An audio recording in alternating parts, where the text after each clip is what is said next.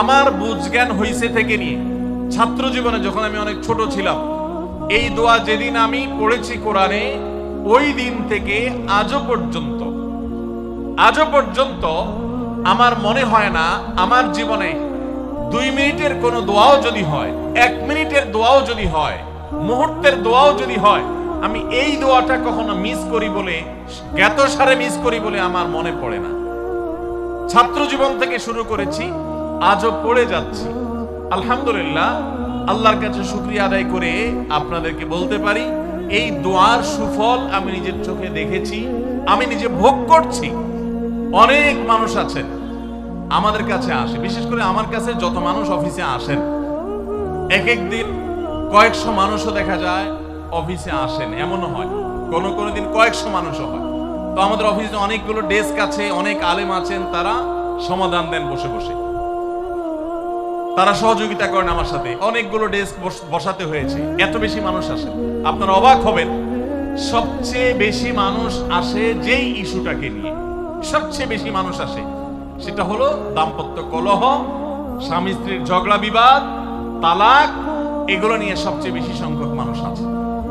এবং আপনারা আরো অবাক হবেন, গরিব মানুষদের মধ্যে স্বামী স্ত্রীর মধ্যকার দূরত্ব, তাদের মধ্যকার কলহ, দ্বন্দ্ব, ঝগড়া, ফাসাদ, এগুলোর পরিমাণ বা রেশিও যত বেশি, টাকা পয়সা যাদের আছে, সামাজিক অবস্থান যাদের ভালো, আমার অভিজ্ঞতা হলো তাদের মধ্যে দাম্পত্য জীবনে কলহের পরিমাণ তুলনামূলক বেশি।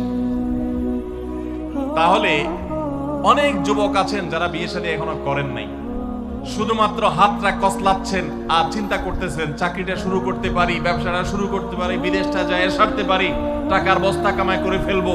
তখন বউ একেবারে সুয়ের মতো সোজা থাকবে, আমাকে দিল জুড়ে ভালোবাসবে, আদর করবে, ভালোবাসা হবে, সমৃদ্ধি হবে। চোখে মুখে লাল নীল রঙিন স্বপ্ন অনেক যুবক ভাইরা এখনো দেখছেন। আপনাদেরকে বলছি, টাকা পয়সা দিয়ে দাম্পত্য জীবনে শান্তি কেনা যায় না। টাকা পয়সা এবং সামাজিক অবস্থান দিয়ে মানুষ সুখী হয় না। আমাদের কাছে অনেক মানুষ এসে চোখের পানি ফেলেন, তাদের সামাজিক অবস্থান অনেক মজবুত, তাদের সামাজিক স্ট্যাটাস কল্পনার অতীত, কিন্তু তারা পারিবারিকভাবে সুখী নন। আমানতদারিতার কারণে তাদের প্রাইভেসি রক্ষা করি আমরা, কখনো ইশারাঙ্গিত আমরা তাদের প্রাইভেসি ভঙ্গ হতে পারে সেভাবে বলি না।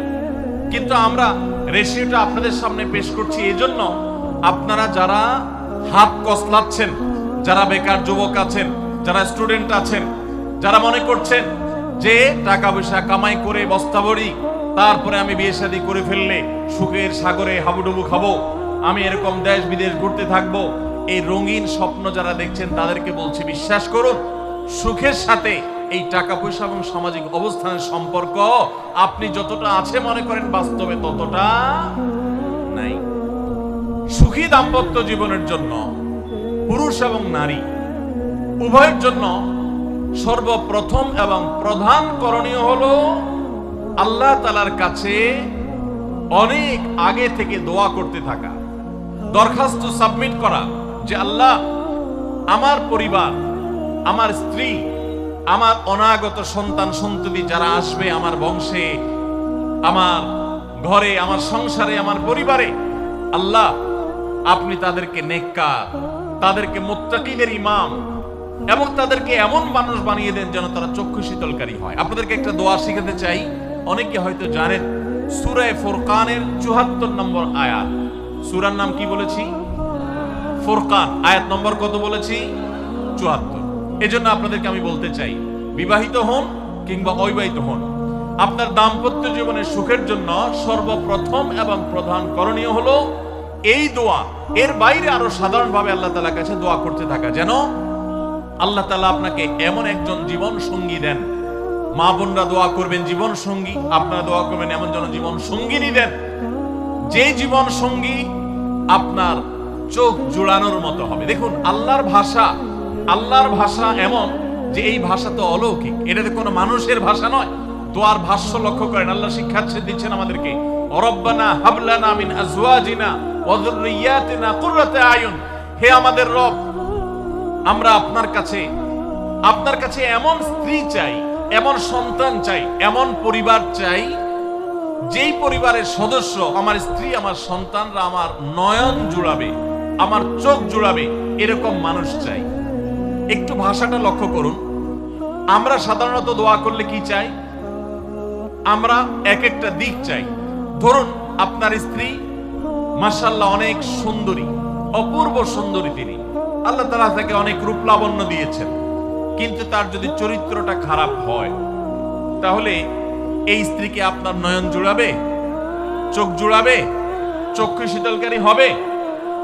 আপনার স্ত্রীর চরিত্র ভালো, দেখতে শুনতেও মাশাআল্লাহ সুন্দর, কিন্তু পড়ালেখা নাই, বুদ্ধি শুদ্ধি নাই, একটু বেকুব কিসিমের, তাহলে কি আপনার চোখ জুড়াবে? ভালো লাগবে?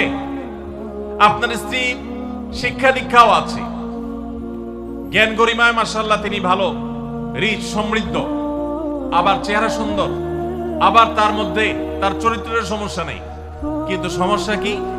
সমস্যা ধরুন তার ভিতরে এমন রোগ আছে, শারীরিক রোগ, যেই রোগের কারণে আপনার জন্য সেটা বড় কঠিন পরিস্থিতির মুখোমুখি হতে হয়। ধরুন দুরারোগ্য কোনো ব্যাধি আছে, মরণ ব্যাধি আছে, এমন কোন রোগ আছে যেটার কারণে আপনাকেও সাফার করতে হয়, তাহলে এই স্ত্রী কি আপনার চোখ জুড়াবে? ঠিক একই কথা স্বামীর ক্ষেত্রেও প্রযোজ্য, সন্তানের ক্ষেত্রেও প্রযোজ্য। আল্লাহ তাআলা এমন একটা শব্দ শিক্ষা দিয়েছেন, দেখুন, আল্লাহর কাছে চাইতেও জানতে হয়। উল্টাপাল্টা দোয়া করলে দোয়া পূরণ হয়ে যাবে, কবুল হয়ে যাবে, কিন্তু আপনার কাজ হবে না। অনেক যুবক আছে আল্লাহর কাছে দোয়া করে, আল্লাহ বেশি না, লাখ 5 টাকা চাই। কত? লাখ 5। অনেক যুবক লিখে দেয় আমাদেরকে, হুজুর দোয়া করবেন, বেশি না, আমি আল্লাহর কাছে লাখ 5 টাকা চাই। আল্লাহরে টার্গেট দিয়ে দিছি, কত লাগবে? 5 লাখ। কেন? একটা বাইক কিনবে। যুবক মানুষ রাস্তাঘাটে বাইক ছাড়া চললে ভালো লাগে না, আর একটা ভালো সেট কিনবে, না হলে ফেসবুক স্ট্যাটাস ভালো করে দেওয়া যায় না, ছবি তুলে দেওয়া যায় না। সাইফুল্লাহ ভাই ছবি তুলে দিতে বলছেন না, মাহফিলের ছবি তোলা যায় না। আর কিছু টাকা দিয়ে ছোটখাটো একটা দোকান কিছু একটা করবে, বিয়ে শাদীর ব্যবস্থা করবে, বাস, বেশি কিছু চাই না।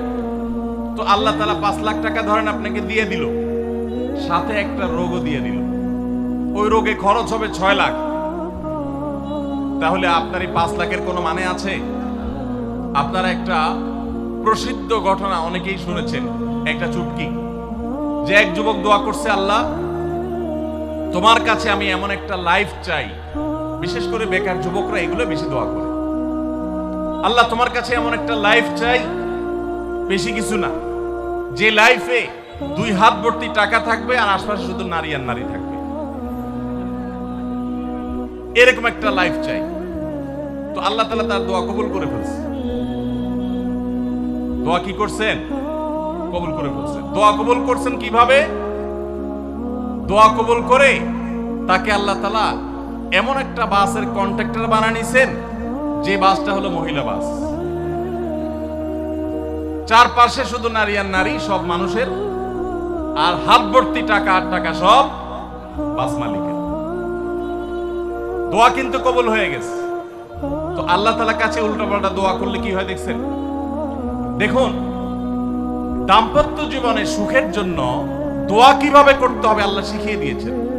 রব্বানা হাব লানা মিন আজওয়াজিনা ওয়া যুররিয়াতিনা কুররাতা আয়ুন। আল্লাহ আমার পরিবারের সদস্যরা যেন এমন হয় যে তাদেরকে দেখলে আমার নয়ন জুড়িয়ে যাবে। অর্থাৎ নয়ন জোড়াতে হলে সব দিক থেকে পারফেক্ট হতে হবে, সব দিক থেকে ভালো হতে হবে, তখনই তো দিল জোড়াবে। ওয়াজআলনা লিল মুত্তাকিনা ইমামা। আর আমাদের সবাইকে, গোটা পরিবারকে আপনি মুত্তাকিদের ইমাম বানায় দেন, সৎ মানুষ বানায় দেন। কারণ সৎ যদি না হয়, আল্লাহভীরু যদি না হয়, তাহলে কখনো তাদের মাধ্যমে আপনি সুখ শান্তি পেতে পারেন না। তাহলে প্রথম করণীয় দাম্পত্য জীবনের সুখের জন্য, সুখী দাম্পত্যের জন্য আল্লাহর কাছে দোয়া করতে থাকা। সূরা ফুরকানের 74 নম্বর আয়াত, এর পাশাপাশি আরো যত আয়াত আছে, অথবা সাধারণভাবে আপনি আল্লাহর কাছে, আল্লাহ আমি ভালো সঙ্গী যেন পাই সেজন্য দোয়া করতে থাকবো। আল্লাহ আমাদেরকে তৌফিক দান করুন।